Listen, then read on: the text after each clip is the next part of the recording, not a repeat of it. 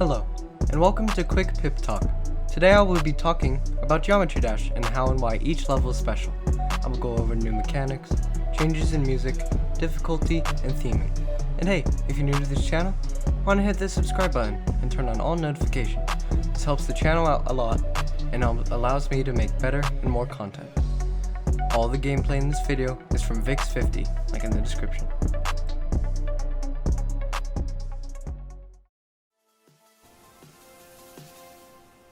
Stereo Madness, the first level, arguably the most famous, similar to Mario's 1-1.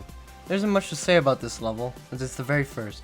The music is pretty simplistic, and there isn't a ton of detail. I suppose this is the first time you see the rocket ship morph. That's all I really have to say.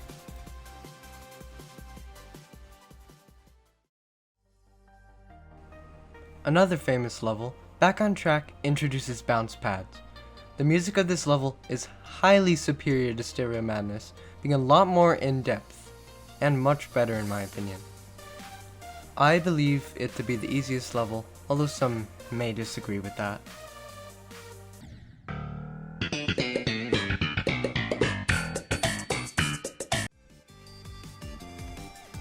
The music of Polargeist is odd to me. I don't know how to feel about it, I just never really liked it. This level adds bounce spheres. This is quite a bit more difficult than the first two, but still, quite easy. It doesn't really bring much to the table, theming wise.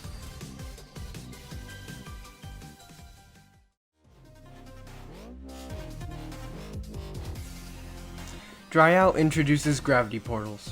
There are many more theming options because of these new portals. Dry Out was probably the first level I had actual trouble with. I like some of the music, but it gets not the best when it first flips upside down.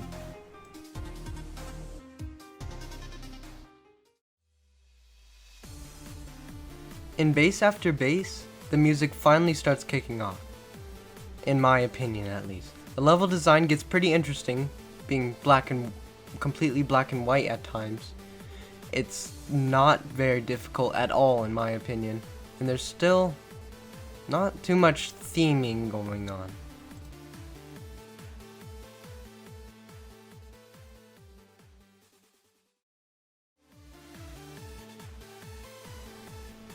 Can't Let Go has pretty awesome music. Just listen to it.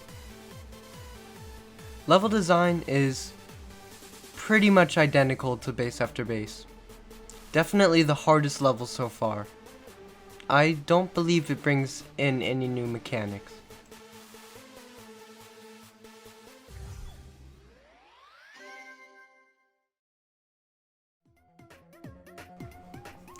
In Jumper, levels still haven't gotten good looking yet. That comes later. The music is upbeat and fun, but a little annoying and repetitive. This level's definitely difficult. There are way too many spikes and it definitely gave me a lot of trouble. This level also introduces gravity portals while using the ship, which I think is pretty cool, but really annoying in stuff like Club Step.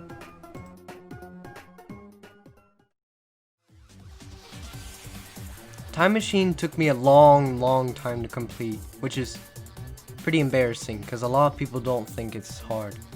This level introduces mirrored mode, where the level is completely mirrored. I know, it's crazy. The music is futuristic, but a little boring.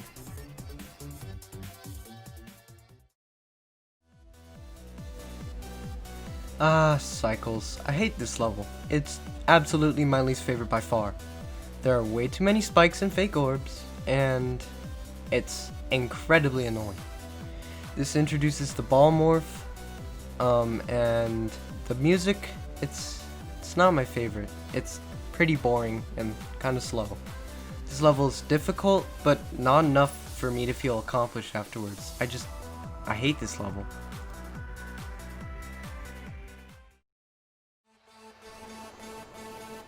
X-Step is the first insane level, but I didn't have too much trouble with it. The music it's pretty decent. It's alright to listen to.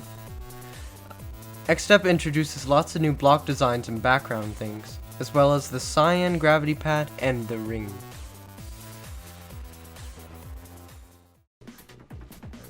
Clutterfunk.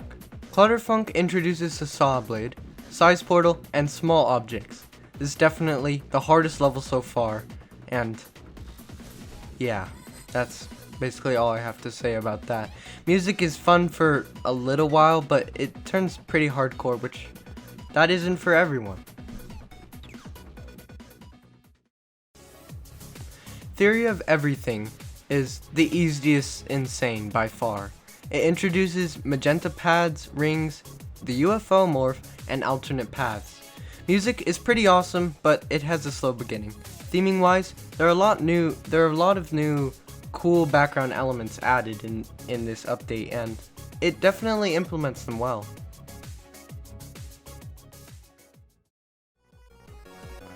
Electroman Adventures. The music in it is retro and upbeat. I like it a lot. Theming is very colorful. This level introduces destructible blocks, although only for a very brief segment at the beginning. It's definitely difficult, but obviously not the hardest.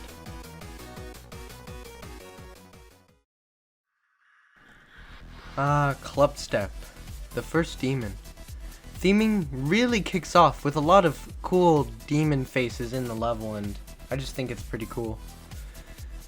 It's the first demon difficulty level with a lot of complex, tight spaces and very limited response time and tricky obstacles.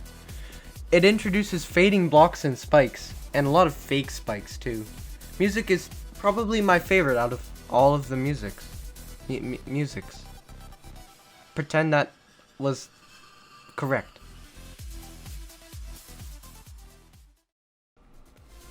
In electrodynamics, what is introduced is speed variation, and almost the whole level is fast speed or above.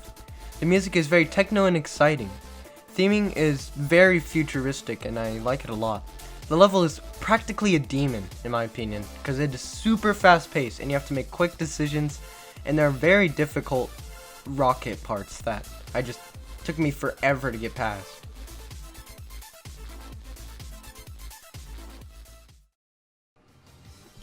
The only reason Hexagon Force is difficult is because of the dual morph. It is just way too hard in my opinion. I cannot wrap my head around it. This level introduces dual portal and slopes.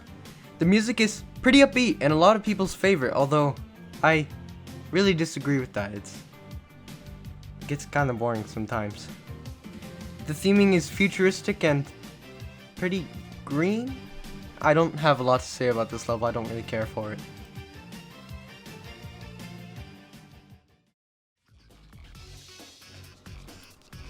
The music and blast processing is a little odd at times, but I think it's pretty cool. The theming has a lot of 3D effects and pretty techy wave portions. Or, yes, sure. This level introduces 3D decorations and the wave morph. It's a very easy level compared to a lot of the previous levels.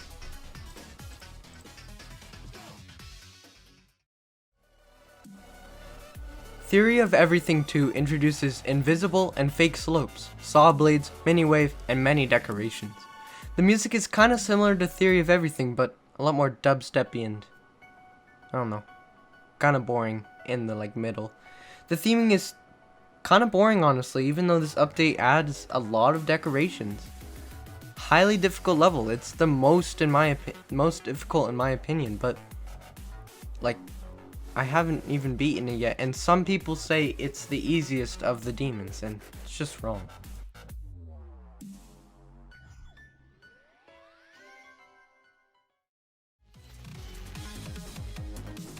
Geometrical Dominator's not a very difficult level.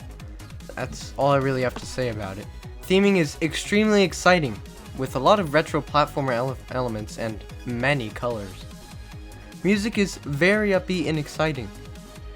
This level introduces triggers, monsters, many decorations, animated thorns, text, and the robot game mode.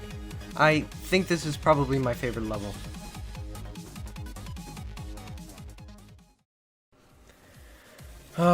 Deadlocked. This level introduces the green jump ring, touch triggers, and teleportation portals. The music is very cool and fits the aesthetic of the level well. The theming is gloomy and hellish. It's a very difficult level. I have not beaten it yet, with weird laser monster segments, very difficult wave portions, and a lot of tricky bits too.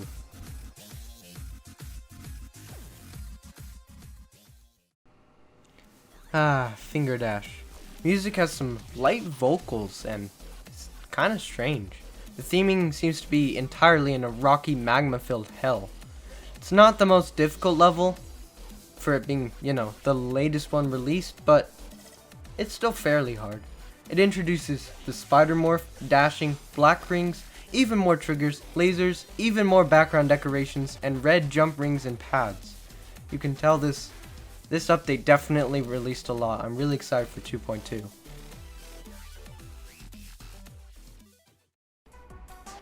Oh boy, the challenge. The music is absolutely phenomenal. It doesn't introduce anything, really. The theming is very in-depth and fascinating to look at, with almost infinite colors.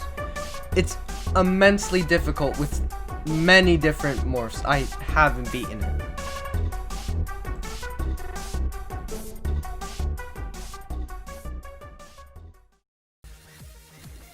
I hope you all enjoyed this video, and I hope you go and see the next one, whenever I decide to make it.